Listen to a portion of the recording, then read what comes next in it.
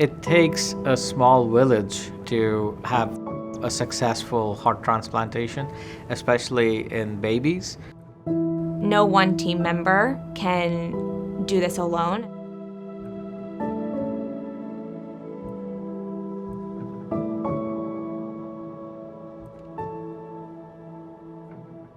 I'm the medical director of the Pediatric Heart Transplant Program. As pediatricians, really, we take these journeys with our children. I was with Jayceon from the time he got admitted into Mount Sinai until the time he got his transplant. As much as the focus is the patient and as much as the focus is Jayceon and wanting him to get a heart, how can I, as a social worker, support the parents to kind of put their best foot forward and be that presence and support for their child? My specialty is congenital cardiac surgery, so anybody who's born with an abnormal heart, with a defect in their heart, I operate on them. My goal was to get Jayceon to that point, to get a heart transplant.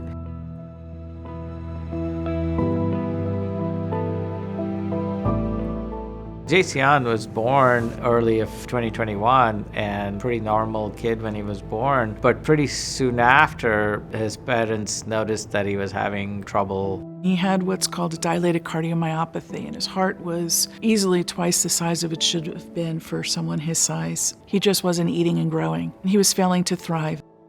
When Jayceon arrived, he was in severe heart failure. The best thing we can do for survival is to get him a new heart. We listed him for a transplant, and he waited.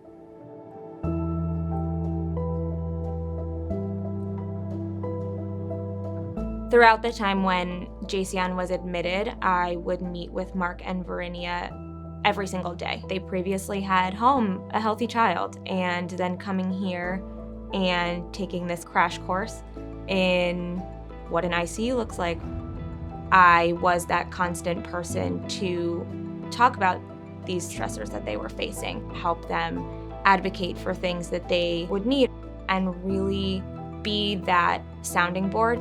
If they needed a hug, we were there to provide that for them. If they needed to talk, we were there to provide that for them. You truly want the best for them, as if they were your own family member.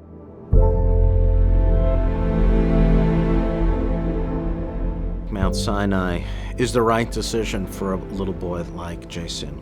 When you think about the United States, there are only 50 to 75 pediatric heart transplant programs in the entire country. Jayceon is one of the few of the smallest patients that I've transplanted.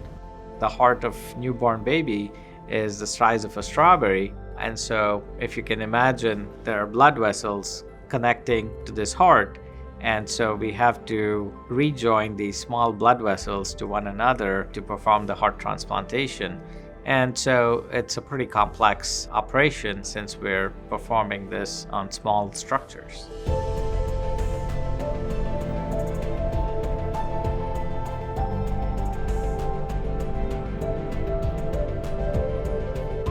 I take pride in being part of a team that got him to his transplant, and then after that, getting him home. One would be hard-pressed to find a system where there is such uniform excellence in so many areas, whether it's cardiac transplantation surgery, cardiac transplantation medical care, social work care, nursing care, physician assistant care, cardiac catheterization care, non-invasive imaging. These are all of the types of things that a system as large and as powerful as Mount Sinai can provide for a small infant and for a family.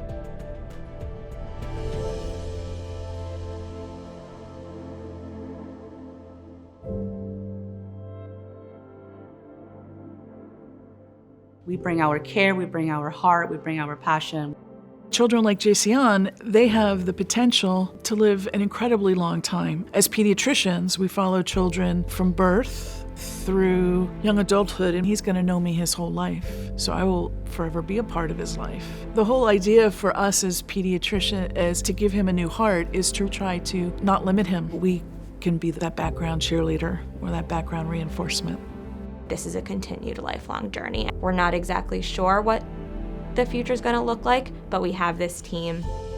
We still have this family. So So I just wanted to show what the family gave me as a token of their gratitude and appreciation. And it reads, Dr. Raghav Murthy, thank you for saving my life with your compassion and extraordinary dedication to getting me my heart. It sits on my office table. I smile at it every morning when I look at it. It just reminds me of what a difficult journey they had, but what a beautiful ending it all had.